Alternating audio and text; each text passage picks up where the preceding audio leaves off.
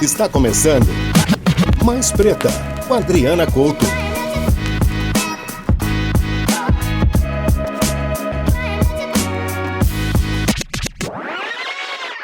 Pedindo licença aos que vieram antes, tá no ar Mais Preta, o podcast pra você entrar na roda, pra gente usar a música brasileira de pretexto. Que pretexto, hein?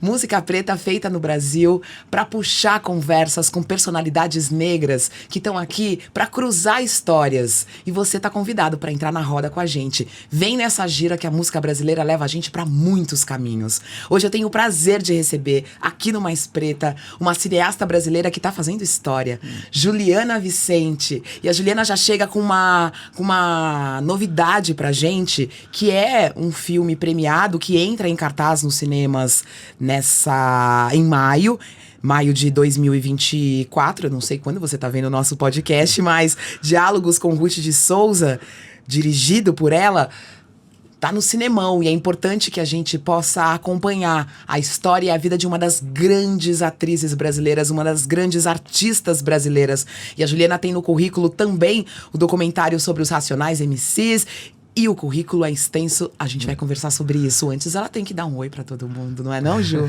Bem-vinda! Obrigada, muito obrigada pelo convite. Falar de música, acho que é a melhor coisa que se pode fazer. Olha, eu tô nessa, hein? Eu tô nessa. Pelo menos entre as melhores coisas pra fazer é falar sobre música, com certeza. Bom, você mergulhou, por exemplo, na história dos Racionais, teve que mergulhar também na música brasileira. A gente vai falar um pouco sobre isso também. E vai falar da sua trajetória, que é uma trajetória de construção, de direção, que é sua, porque você teve que abrir espaço, né?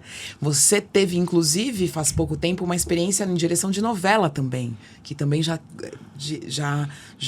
traz você também para uma outra experiência, para um outro lugar. E eu quero começar falando um pouco por aí. Você vai para televisão fazer novela na TV Globo, direção em 2022, né? Foi? Ou 21? 22, Foi 22. Né? Foi 22. E você encontra uma TV com muita gente preta? Como é que é? Cara, essa é uma questão, assim, porque sim, você encontra mais gente preta do que a gente via antes, mas ainda no lugar que eu tava dirigindo, ainda há muito pouca gente, né? Entendi. Então, assim, eu tenho pensado sobre isso e falado sobre isso, porque, de certa maneira, a gente avançou bastante em representatividade na frente da tela, né? E aí eu acho que a parte estrutural ainda, que é onde a gente precisa mexer, que é quais são essas histórias que estão sendo contadas, né? Então a gente tinha na novela, a gente tinha um núcleo, né? A gente tinha uma protagonista preta, que era a Bárbara Reis e tal. Mas que de cara ela tinha tipo um romance com dois caras brancos. Enfim, tinha várias questões, né? Desses relacionamentos que são sempre interraciais. Eu acho que ainda tem bastante questão, sobretudo de estrutura de narrativa, sabe? E para mudar isso, você precisa ter mais autores pretos, tem mais diretores pretos. Você precisa ter uma estrutura que efetivamente está atrás da câmera, criando o que vai ser interpretado, para dar mais profundidade também para essas coisas, né? Claro. Você, desde o início da carreira, traz pra gente esse questionamento, essa reflexão do que é ser negro no Brasil, do que é ser negra no Brasil, das complexidades da nossa identidade, o curta que chega primeiro pra gente, que é o seu primeiro curta, né? Fala, inclusive, de uma menina negra que assiste a Xuxa e as Paquitas e sonha em ser Paquita e não tem nenhum... É uma menina negra e sofre, né? É nosso primeiro embate com essa falta de representatividade. Eu acho que quando eu fiz uma faculdade de cinema inteira, tentando entender onde é que estavam minhas referências ali, né? Que daquelas conversas todas falavam comigo, e muita pouca coisa falava comigo. Então, quando eu fui fazer o meu primeiro exercício, eu já levei todo mundo no terreiro que eu ia. Então, foi tipo, naquela época, né? Não tava eu cresci falando cresci dentro, perto de terreiro e dentro de terreiro. E naquela época a gente chamava de lelê, porque não podia falar que a gente tava indo no terreiro. Quando eu era criança, isso não era naturalizado, como é agora. Quantos e como tá num outro Ju? momento. Eu tenho 39. Olha aí. Jovem. Então, começar a entender que eu podia propor coisas que falavam sobre a minha própria vida fez uma puta diferença. Eu falei, nossa, agora de repente eu consigo construir uma coisa que eu não tô vendo, entendeu? Então, procurar esse espaço. E aí, enfim, a Preta Porter nasce disso também, né? Que é a porque sua também produtora. minha produtora, Preta Porter Filmes.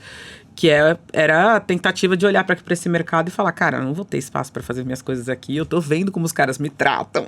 E não era muito boa a maneira que eles me tratavam. E eu falava, cara, eu não tenho shape para assistente de direção.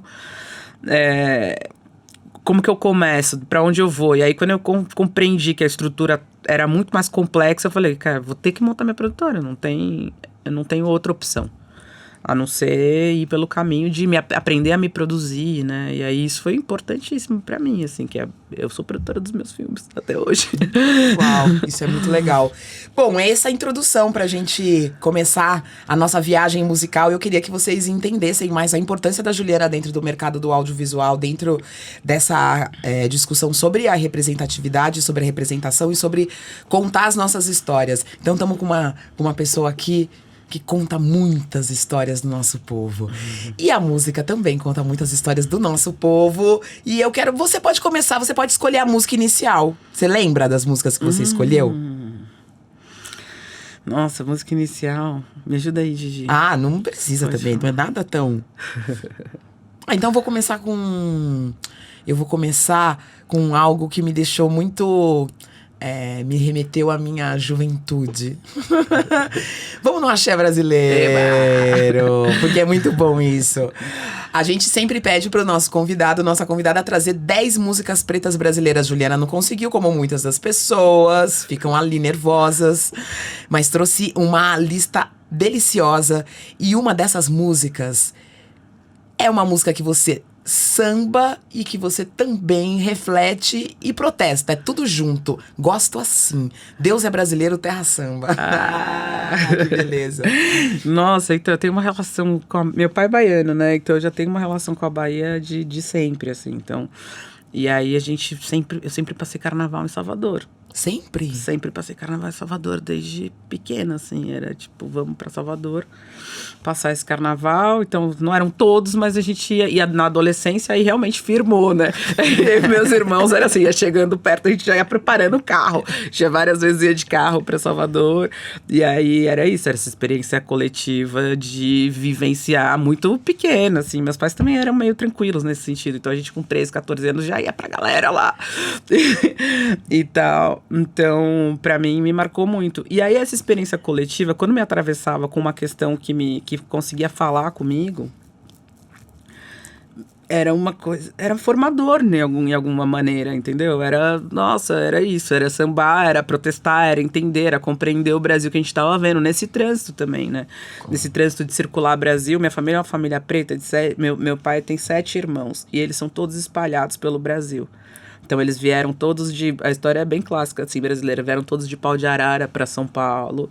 E aí, depois daqui, eles viraram empreendedores, assim. Tem uma história bem específica até. Porque toda a família virou empreendedora. E aí, a partir disso, eles se espalharam, assim. Com negócios que são negócios independentes, mas cada um com a sua história, né? Foram buscar um espaço dentro desse Brasil. E aí ali virava também um ponto de encontro, sabe? A gente, tipo, encontrava todos os primos nesse lugar. Então tinha uma coisa da memória afetiva da música pra mim. Eu tenho uma memória familiar, assim, desse momento de total alegria, assim, sabe? Que bom. E é bom a gente poder retornar à infância e poder habitar esses momentos de coletividade, de alegria que a família preta traz pra gente e que a música preta traz pra gente, né? Eu agora fazendo essa pesquisa aí, quando você me pediu as músicas, eu cheguei nesse disco do Ao Vivo no Rio de Janeiro, do Jorge Ben, de 91. E aí, cara, eu ouvi ele e falei, cara, parecia que eu tava na sala da minha casa, assim, sabe? Tipo, vem num sábado, assim, de casa, muito alto, ou no carro com a minha mãe. Então, tipo, um estado de espírito mesmo, que às vezes você até perde, né? Porque é isso, todo mundo adulto, cada um com a sua família, a gente se encontra muito menos. Meu irmão mora fora do Brasil, o outro... Enfim, e aí eu mandei no grupo da família, sabe? É o W Brasil? É. Ah, que legal. Que vem dessa música, assim. Então era, tipo, uma música muito presente na minha... Jorge Ben era muito, muito presente na minha família, assim. Jorge Ben e Tim Maia, eles eram, tipo... Ouvíamos o tempo todo, e depois teve a fase, quando eu tinha 14 anos, eu era, tipo, meu crush da vida, era Djavan. Ah! Tipo...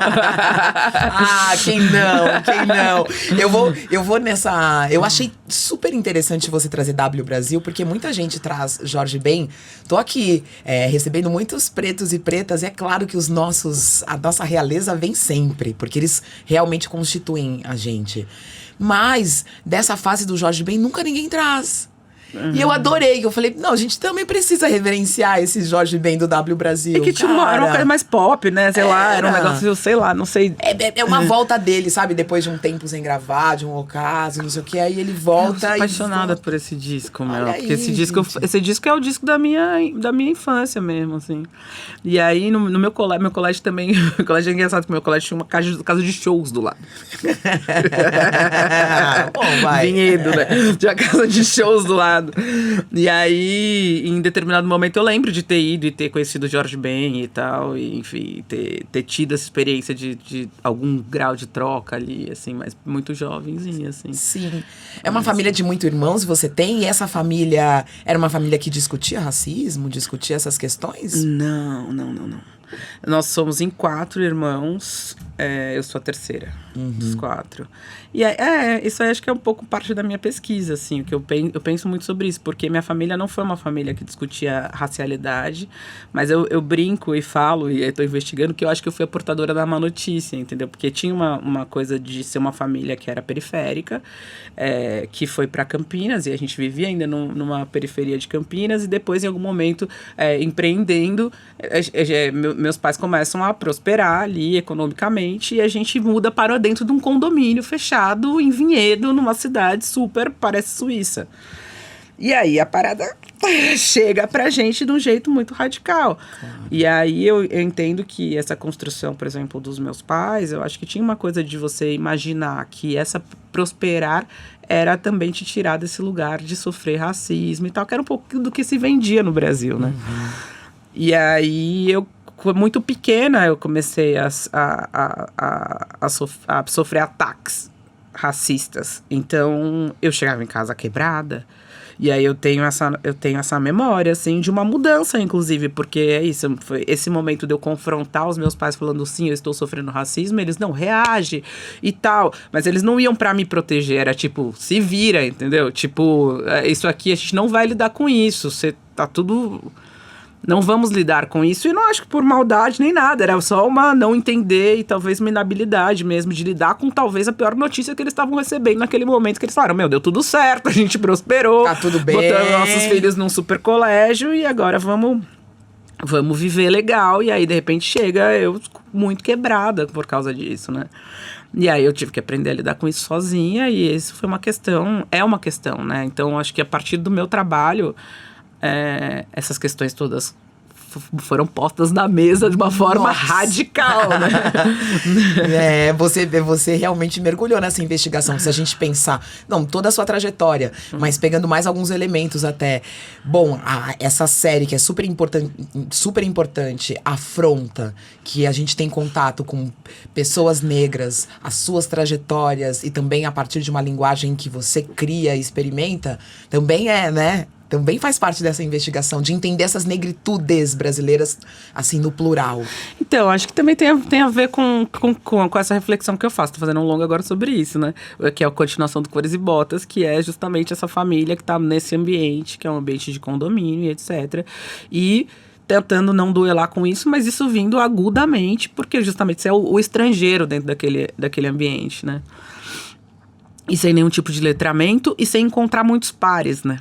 Então, que te dá um sentido de isolamento enorme. Você tá falando de uma ficção, é isso que você tá... Uau, que ótimo. Então, o que eu tô falando é assim, minha reflexão por exemplo, meus pais, que eles foram criados na periferia, eles têm muito, muito certo para onde voltar quando eles se sentem perdidos.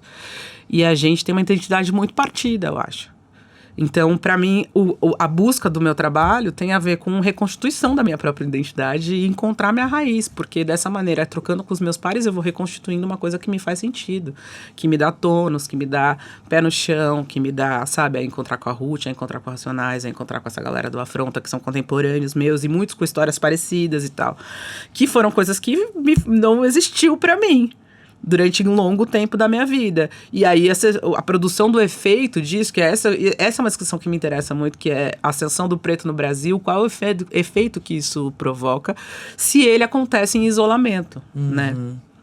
Então, para mim, o retorno, a busca de entender e me reconectar com a minha raiz, que tem atravessamento espiritual. Por exemplo, se tem uma coisa que minha família nunca perdeu, foi um atravessamento espiritual de matriz africana. Né? Isso dá uma base, dá um fundamento importante. Exatamente. Né? Então, e a música também sempre fez esse papel, sabe? Sempre foi um lugar da gente se apoiar e se entender como preto, independente de falar sobre isso. Essa música era nossa, sempre foi nossa, sempre nos pertenceu. E isso era um lugar onde o conflito vinha, eu falava, meu, você só escuta a gente, cala a boca. Que ótimo, você falou que na sua casa vocês ouviam muito Tim Maia, e aqui você colocou, primeiro eu amo você. É lindo. É lindo, né? É lindo. E era de cantar alto em casa essa? Eu amo você? Era de cantar alto em casa. Que delícia, que delícia. Então, Tim Maia também tocava todo o tempo, assim. E você colocou bom senso também. Que era, na verdade, acho que essa música talvez eu lembro menos dessa situação família, mas acho que foi um momento também de sei lá, quando você tá entendendo sua liberdade, sei lá, tem um groove ali que você fala, agora eu vou, entendeu? Agora esse mundo é meu, eu vou embora, assim. Acho que tem uma coisa do próprio... da musicalidade mesmo, né? Que te leva pra um lugar onde você quer experimentar coisas e você deixa de ter tanto limite... Enfim. A música vai marcando esses momentos, né? Sim. Você tava dizendo que o Djavan foi o seu primeiro crush. Nossa. E é por isso que você colocou, tipo, só músicas, assim, de amor aqui do Djavan. Apesar que ele tem a maior parte das músicas dele, a gente pode dizer que ele fala sobre isso. Amor Puro, que é até de um disco ao vivo do Djavan de 90... Eu pus aqui. Cadê? 99. E era um disco uma coletânea, mas tinha 2 músicas inéditas e uma delas era Amor Puro. E é bem bonita essa música. É muito linda. É muito linda. Então, você tá nessa idade, né? 14 anos. Eu ia tanto no show do Djavan que ele já sabia quem eu era. Entendeu? De verdade? Ele já dava palhetas. Já era. Eu ia muito, todas as oportunidades que eu tinha, eu ia. E aí tinha essa coisa de, tipo, falar, cara, eu quero ir. Tava sempre ali, enfim, eu fui muito. Engraçado, né? Porque era essa época, por exemplo, meus irmãos estavam vindo Sobrevivendo no Inferno. Entendeu? Entendi. Não, agora pra mim faz todo sentido. Todas as suas histórias aqui, as coisas vão fazendo sentido. Mas você não ouvia? Eu achava a música deles.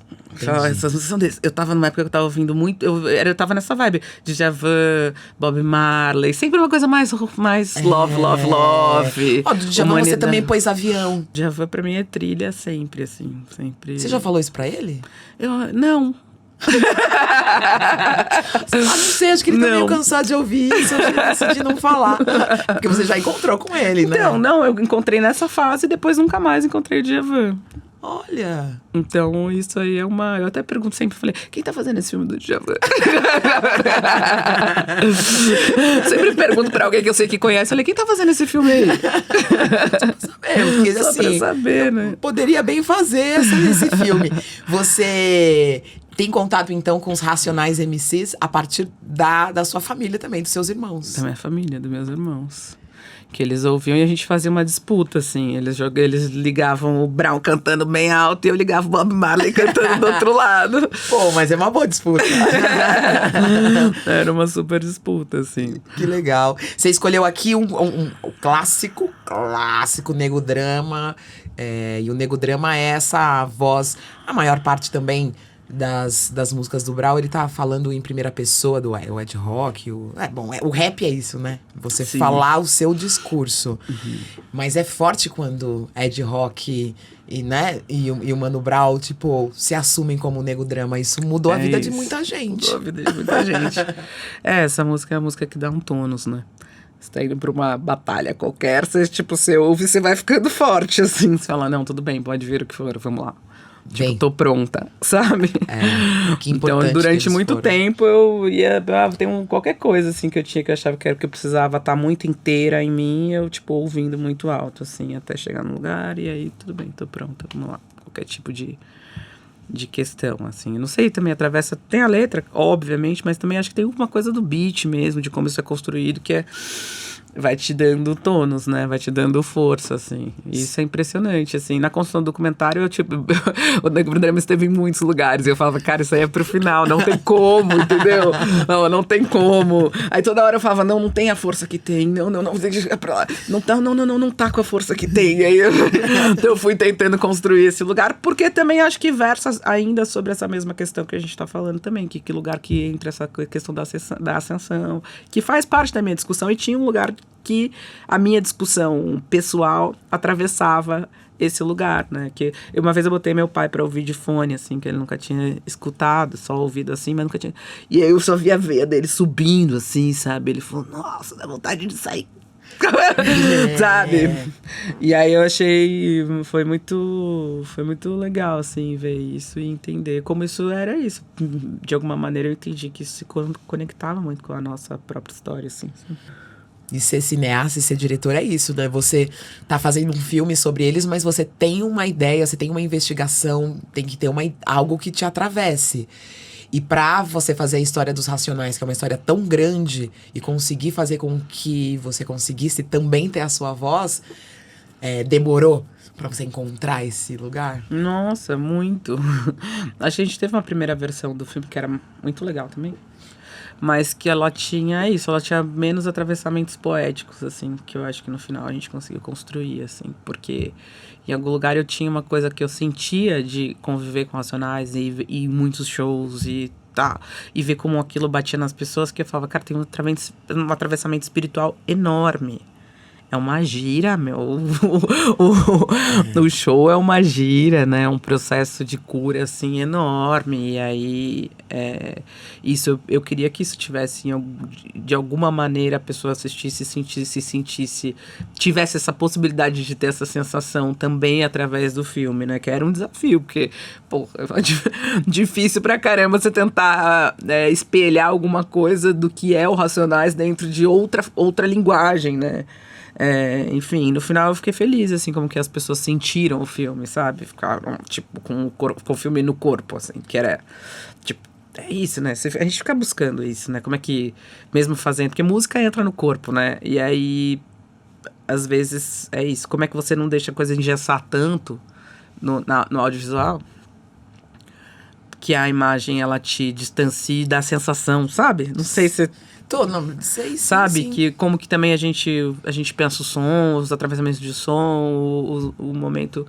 Porque é isso, né? No final a gente também tem pensado sobre isso. Quanto mais a gente conseguir produzir imagens de cura, né? Vamos produzir imagens de cura, de um desejo de uma transformação mesmo genuína, né? Histórias que inspiram, né? Então, é isso. Assim. Pensando nessa dimensão de cura, eu olho pra sua lista e penso no Naná Vasconcelos, por exemplo. Sou do Bem. Cara, essa música, ela foi uma música que ela me acompanhou ali num mais ou menos 2016. Foi muito quando eu me conectei com essa galera do Afronta. Veio meio nesse momento. Foi um momento meio mágico pra mim. Assim, um encontro. Eu lembro que eu conheci, tipo, sei lá, o primeiro lugar que eu encontrei essa galera foi no Afro Transcendência, que era o evento que a Diane fazia, você lembra? No Red Bull Station. E aí, e aquilo ali foi incrível, tipo, Benjamin Abras fazendo, tipo, ele fazia uma coisa de movimento de corpo e tal. E aí eu falei, nossa, caramba, estamos aqui. E aí essa música, de alguma maneira, ela veio daí. Eu ouvi com alguém ali, e aí isso. E aí me marcou nesse lugar, assim, bem coletivo, assim, sabe? De um fortalecimento coletivo, sabe? Sim. O Afronta esse retrato dessa geração que é pé na porta? Acho que sim. Mas aí esses dias a gente mostrou um videozinho da Ruth E a gente até colocou no formato do Afronta, porque ela é uma afrontosa ancestral, Nossa, assim, sabe? É uma mega afrontosa. Eu acho que sim, eu acho que lá ela talvez fosse uma afrontosa mais isolada, né? A gente operando em coletivo, acho que sim, é isso, assim, pra mim foi muito importante, né? E tinha muita gente de música também, né, no Afronta. Xênia, Lineker, Tássia... Inclusive a Tasha Trace, que não cantavam ainda. Olha, é verdade. Nessa época elas estavam mais ligadas à moda. Eu lembro que elas falaram assim, você vai perguntar a profissão? Se você for perguntar isso, a gente não sabe. Aí eu achei bem maravilhoso. Aí elas começavam falando assim, a gente é digital influencer sem internet. Tipo, e a entrevista é maravilhosa, assim, com elas. Eu sou apaixonada, assim, pelo trabalho delas e elas, voaram, né? E você também tem, lembrei também da direção que você fez de uma temporada do Espelho do Lázaro Ramos, que também foi essa possibilidade, né? De ouvir mais gente preta, mais... Tudo isso vai deixando você... muito dentro do seu caminho. É isso, sabe? Hoje em dia eu reparo e falo, nossa, realmente é muito legal. Eu tenho convivido com essa geração preta contemporânea de muitas idades, inclusive, diferentes, né? E ter essa possibilidade de trocar com essas pessoas. A gente tá fazendo agora uma série de música preta. Olha aí! Agora, exatamente agora. Estamos fazendo 2 temporadas pro canal Multishow e Bis. Que demais. E estamos assim, vamos entrevistar o Bira Presidente, entendeu? Fundo de quintal, é só hits. Por isso foi mais difícil ainda pra eu escolher, porque eu tô no momento onde tipo, a gente tá atravessando ritmos, a gente começa no fundo de quintal e vai até o trap. Então, tava mais difícil, porque eu fiz esse trabalho recentemente de ficar ouvindo os nossos, né? São muitos ritmos, muitas ramificações, muitas possibilidades sonoras. E durante tanto tempo, os nossos artistas tiveram que, sei lá, colocados numa caixinha, né? Sendo que eles são tão inovadores, né? É muita diversidade, né? Muita diversidade. A gente tem na lista aqui essa diversidade toda. E já que a gente falou de samba, eu vou puxar um clássico do Cartola, Autonomia, que você colocou aqui. Por isso a galera me chama de Julie Drama. É por isso, depois reclama do apelido. Eu olhei a lista e falei, nossa, como eu sou dramática, meu Deus do céu. É muito drama pra uma pessoa só. Muito romance e muito drama. Aí todo mundo olha resolvendo mil fitas, todo mundo fala, não, nossa, fez Racionais, deve ser tiro, porrada e bomba. Você fala, não, meu tipo, amor, não. Ah, se eu tivesse autonomia. Que lindo, né? É muito lindo. É muito lindo. É muito lindo. E você tem razão mesmo, a sua lista tá muito do amor, né? Que legal. Aqui, As Dores do Mundo. Essa música. E nossa, Hildon, é isso, né? Você se apaixona e fica ouvindo em loop. Mas sempre. só fluindo, assim, na paixão, ouvindo a mesma música. A gente se ressente muito de tantos talentos negros, de repente, perderem espaço, né? E você que tá pesquisando sobre isso, é algo muito impressionante, né? Como há alguém que chega, que vira a chave, que coloca a música em outro patamar, depois totalmente esquecido. Ou não tem o reconhecimento que merecia, né? Exatamente. Na música brasileira, eu acho que você deve estar percebendo isso na sua pesquisa também, né? Imagina Além da cura, né? Cassiano, meu. Cara, como a gente não sabe, né? Isso eu tenho curiosidade de saber, assim, sei lá.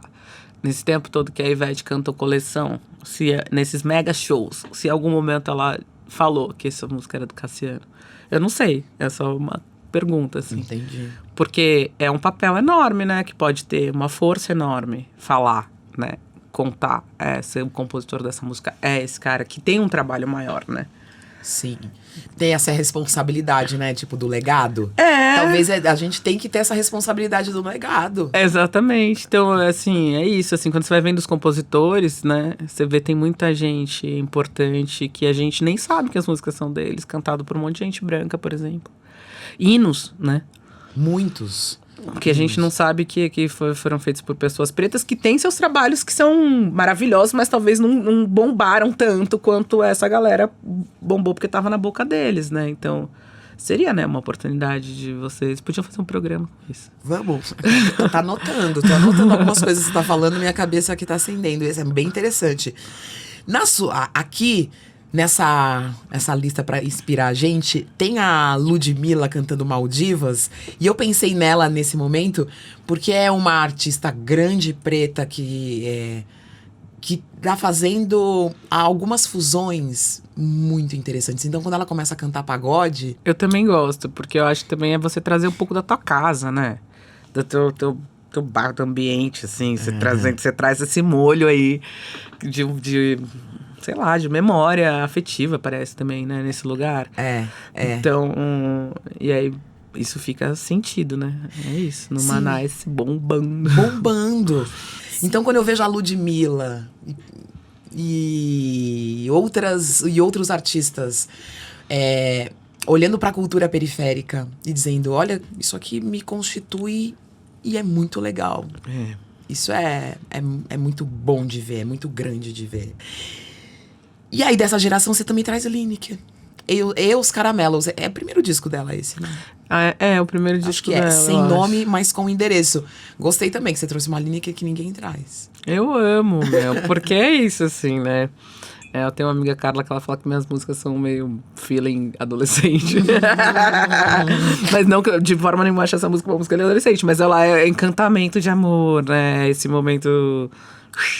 O brilho, né, desse momento, assim. Não, tem e todo a esse Lineker é uma jovem compositora. É uma jovem compositora, exatamente. Olhando o muito amor de uma forma muito é. mais, né, mas eu romântica. acho maravilhoso. Bom, eu sou apaixonada pela Lineker, tudo que ela faz, assim, acho...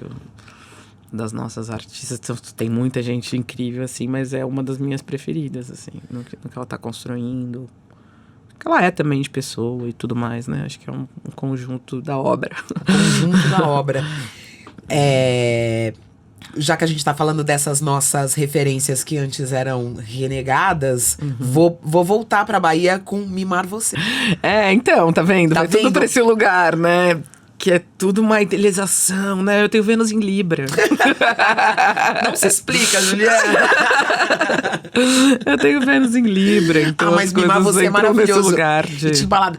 Essa é uma música do terceiro álbum da Timbalada. Timbalada já tinha feito muito sucesso em 2 álbuns anteriores. Um grupo pop brasileiro, né? Incrível, né? Incrível, né? Sim. Não, e aí essa época, né, da música baiana, ela foi, tipo, Araqueto. Falei, não tem um Araqueto aqui, não tô acreditando. Tudo bem, você trouxe o Terra Samba, agora Timbalada. Tem um Olodum aqui, Deusa do Amor. Deusa do Amor também. Então, esse universo de conseguir... Também é isso, né, Didi? Acho que tem um momento que, assim, por exemplo, eu falo de muitas questões políticas e tal. Então, tipo, o meu momento... particular, é muito onde eu acesso meus desejos mais íntimos, as coisas que eu acho mais importante efetivamente, sabe? Então, é isso. Por exemplo, eu gosto de rap, mas não é a música que eu mais escuto, porque é isso, eu acho que o meu trabalho já tem muito rap no meu trabalho, sabe? Já tem muito essa energia do rap, ela tá muito presente no meu trabalho, mesmo sendo outra linguagem. Eu entendo que essa... Então, eu acho que esse outro universo, assim, da música, pra mim, sempre foi... Eu cantava, né? Então, eu fiquei um tempo cantando e tal, e era muito nesse lugar. Cantava Djavan pra caramba, cantava, enfim... muito nesse lugar hiper romântico, assim, talvez, né? Então é onde eu acesso outras coisas, outras fragilidades, assim, né? Porque no cinema também tem uma coisa, né? Ele é outro tempo das coisas acontecerem e tal. E tem um lado business muito pesado do cinema, para além do que você tá fazendo. Então, é isso. Você tem momentos que você consegue emergir no que tá sendo dito a partir do seu heart total. E tem um outro momento que você tá resolvendo coisas. Não que a música não tenha isso também. Talvez eu tenha um olhar mais romântico pra música, sabe? Pode ser. Ou você é através dela que você acessa algum sentimento ali que você precisa acessar, mas que só chega à tona através dessa música. Isso, eu acho que me joga para um lugar mais sensível. E quase sempre, então, por exemplo, essas imagens que você estava comentando do meu filme, do Diálogos com Ruth de Souza, que são imagens mais poéticas, ela veio através de uma música da Virginia Rodrigues. Então, a partir de ouvir a música me jogou para esse universo. É parte com Ruth de Souza, que ela tá declamando o poema. Para ser lama é preciso ser... É isso. Então, quando essa música chegou pra mim, eu ouvi e me deu uma sensação por dentro, assim, ouvindo a música. E aí eu dormi e aí eu fui pra esse lugar imagético, né? Não foi um processo fácil pra mim fazer o filme da Ruth, não foi como se... Não é, ai, que delícia, tô indo lá. Não, tinha dia que era bem difícil, assim. Porque tinha um front de você se olhar também. E se olhar na complexidade, na beleza e na dureza também do que você tá enxergando, sabe? Você quer ser artista? Não tem artista preto? Mas vai ter. Quase um século de talento. Uma dama do palco. Mais de 30 filmes. 31 novelas. Da primeira atriz negra a construir uma carreira no cinema, no teatro e na televisão. Aí começaram as atrizes brancas a reclamar que meu nome estava na frente. Ficou marcado que a atriz negra tem que fazer esse tipo de papel. E eu vivo sempre lutando contra isso. Então, tinha alguns momentos não era pra mim muito fácil, não. Assim, ela me ligava e falava, cadê você? Eu, não, eu vou aí. Então, tinha um momento que era difícil internamente mesmo. Você fala, tem que pegar uma energia ali porque é isso, né? Tipo, ela também tava no começo com muitos atravessamentos de solidão. Ela tava falando sobre isso e não falando sobre isso, sabe? Eu não quero falar sobre isso, mas ela tava falando sobre isso. Então é isso, né? A Ruth tinha uma coisa que ela tava com alguma questão no olho dela, que na verdade, mas aqui simbolicamente era muito muito impactante, que era o olho dela ficava chorando no final da vida. O olho ficava chorando sozinho, assim. E ela até fala isso, né? Não tô chorando, né? Meu olho que chora sozinho. E aí, tipo, cara, isso aí me atravessava num lugar que eu falava, meu Deus, sabe? E ao mesmo tempo é isso, a gente tá falando sobre... a gente olha o tempo inteiro pra esse lugar, né? De como estão as nossas mulheres pretas. Sim. Sendo amadas, cuidadas. E aí era muito difícil, assim, sabe? Olhar pra ela ali. E é uma força muito grande. Mas o que eu gostei muito... Eu gostei de muitos aspectos, mas... Você colocou a Ruth como dona da história dela. É isso. A única pessoa que fala dela no filme é o Grande Otelo. É isso. E eu até queria saber por que é só o Grande Otelo. Porque, assim, eu queria... É que ali tinha uma relação que eu entendia que pra ela era importante ele falar sobre ela, sabe? Que era essa relação deles ficar marcada na história deles, porque realmente foram amigos e uma dupla e uma relação com a mãe dela que ele tinha e tal, uma relação de cuidado mútuo de duas pessoas muito amigas, assim. Então, e também era isso, talvez de um lugar que ela falou de uma relação de sensibilidade pra ela, de afeto. Pra mim, me chamava a atenção o jeito que ela falava afetivamente do Otelo, mais do que ela falava das outras pessoas, um pouco mais afetivo, fraternal mesmo, sabe? Sim, de um lugar muito admirado e consonantes ali, muito forte pra mim.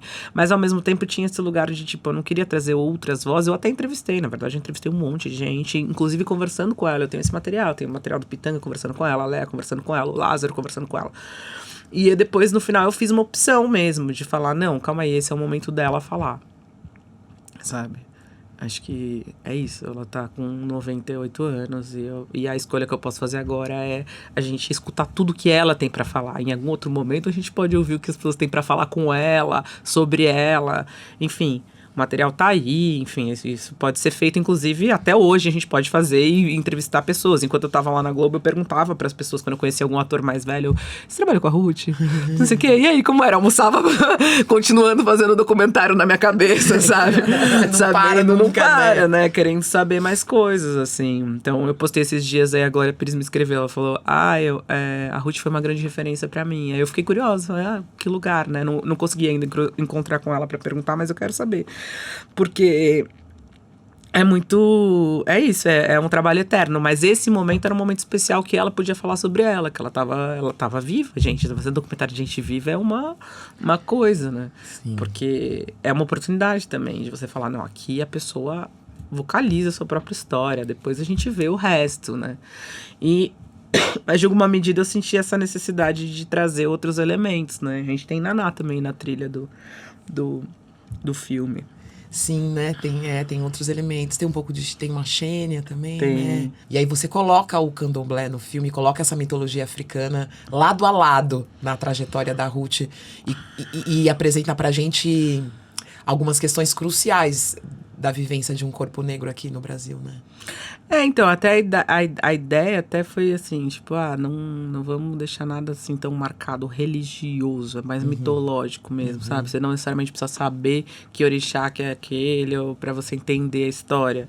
Então, o silêncio também, o silêncio chegou, né? Porque em algum momento, loucamente, eu achava que aquilo ali... Porque a Ruth ia fazer, na verdade. A Ruth faria parte dessas cenas ficcionais. Mas aí foi justamente quando ela foi pro hospital e ela faleceu. Então, a gente tava prestes a filmar.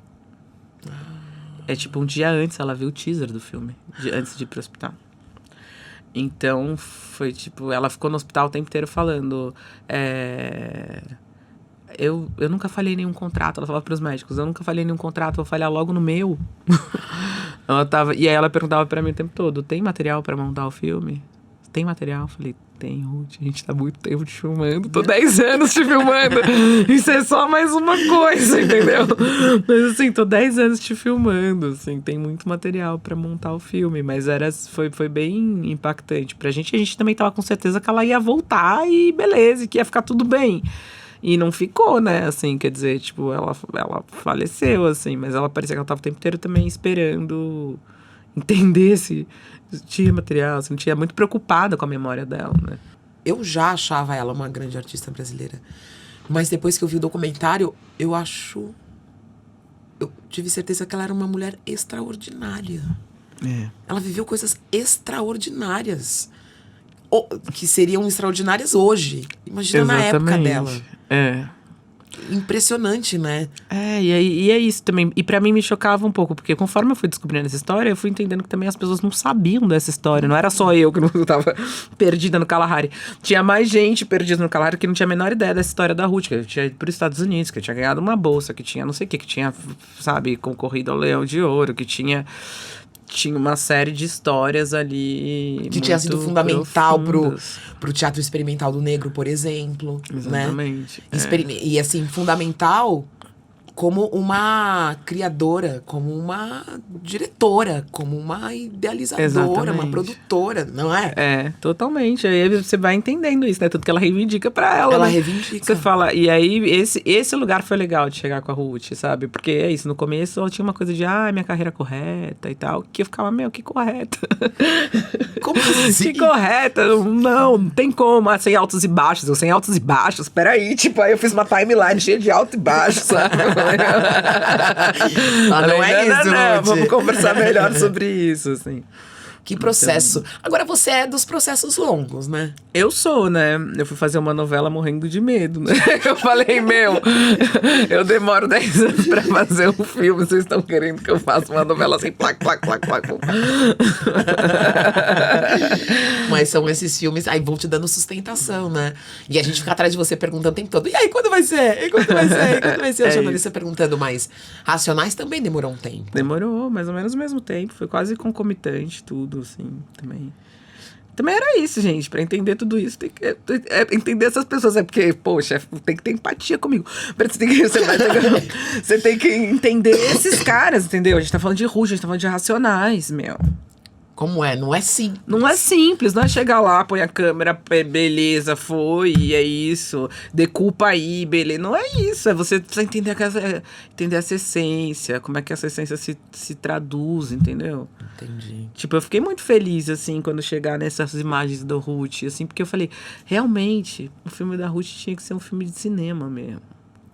Que é um filme legal de ver em cinema, né? Porque tem os planões e tem coisas de sensação e tal. E sei lá, a Ruth é uma mulher do cinema.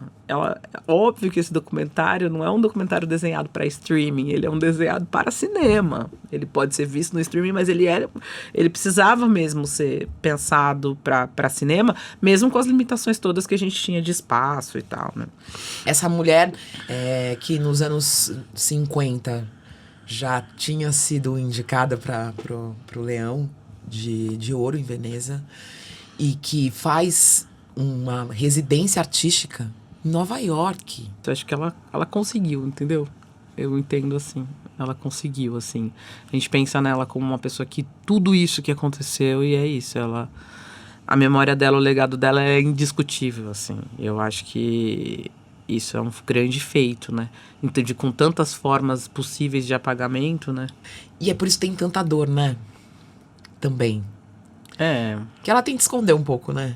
Tem que esconder, eu acho que ela tem que esconder. Todas nós tentamos. Exatamente. Né? Eu acho que no final das contas, é por isso que o filme me emocionou tanto. Porque em muitos momentos você é confrontada com essas dores e com esse lugar. Vou voltar pra lista. Tinha até esquecido dela já. Mas vou voltar com outra mulher brasileira que dá nome, que ajuda a gente. Alcione. Não. Alcione. É bom, porque no final das contas a lista ela vai se embrenhando na nossa conversa. Não tem jeito. A gente falando dessa força feminina, nessa mulher que chega. Alcione. Tá, que você me vira a cabeça, porque nós já sabemos que Juliana Vicente gosta. Eva Queen. Você me vira a cabeça, diz aí, Ju. É isso, né? Esses amores complexos que a gente tem. Que beleza. E Alcione, hein? Alcione é amor complexo. É bem amor complexo, eu gosto dela. Profundo e complexo. Tem um amor bem complexo na nossa vida também, que é a maternidade, né? Uhum. Você tem uma filha de 2 anos. O que eu acho interessante em tudo isso, eu queria fazer essa ligação, é que no documentário dos Racionais, você traz pra gente a vida deles, a história, a importância deles, mas tem essa perspectiva das mães dentro da vida desses meninos e depois astros da gente, da música. E também da presença da mulher e da mãe na periferia para a construção dessas histórias, para que eles estivessem aqui, né? Então, como agora mãe também, eu queria que você falasse dessa escolha e colocar luz nessa dimensão importante.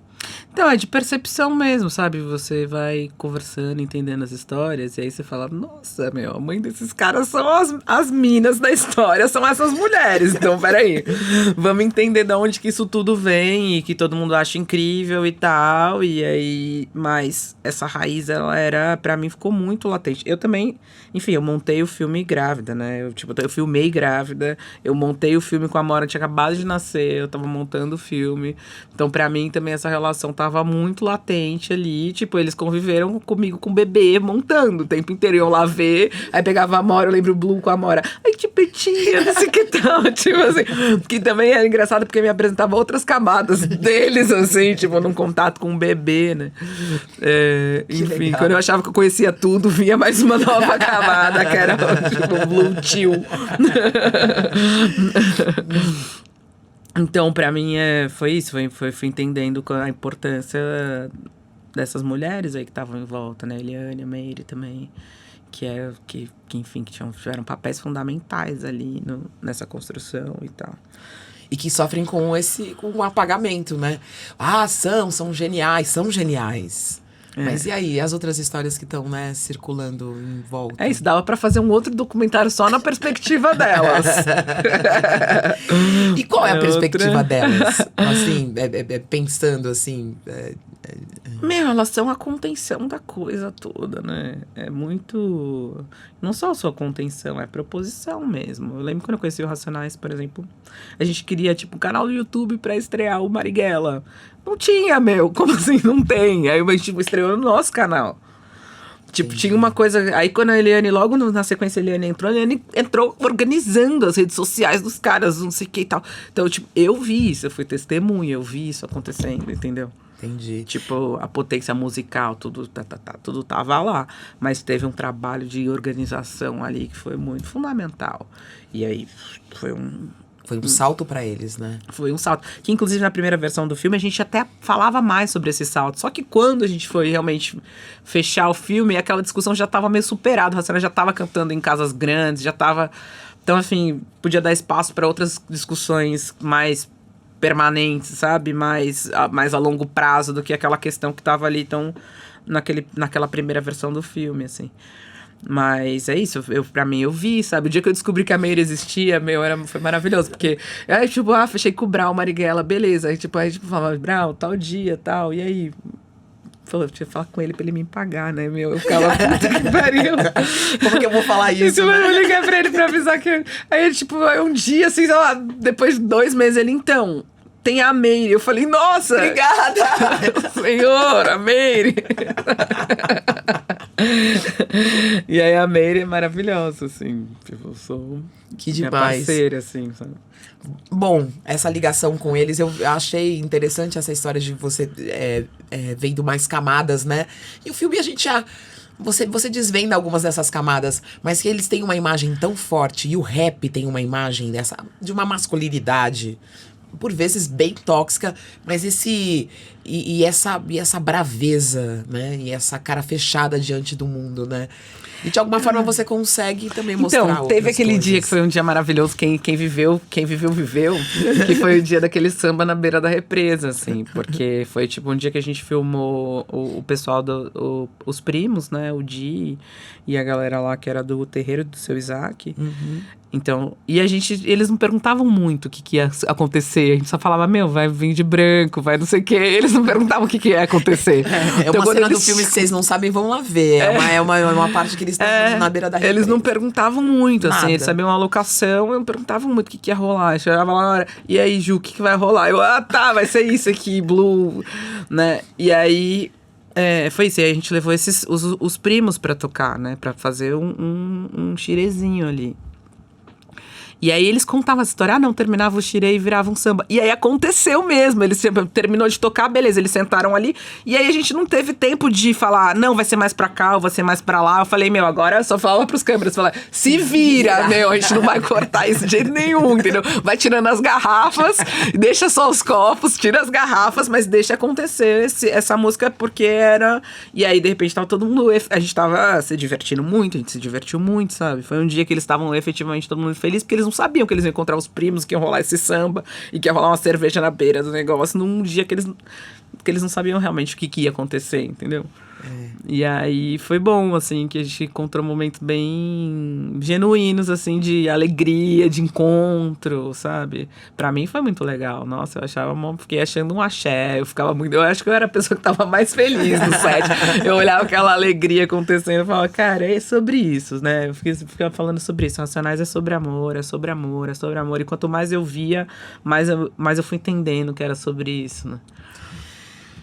Ai, passou aqui, ó. Você foi.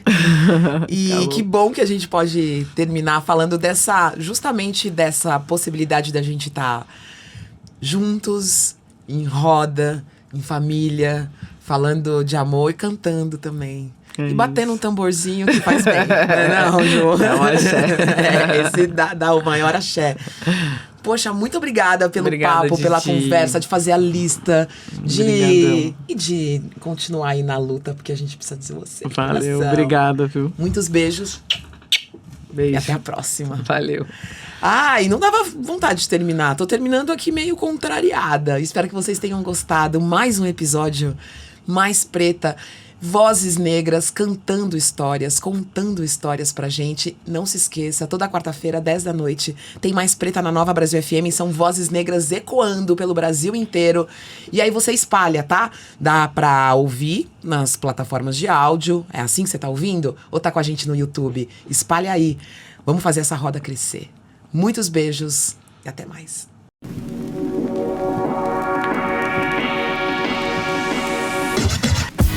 Você ouviu Mais Preta, com Adriana Couto.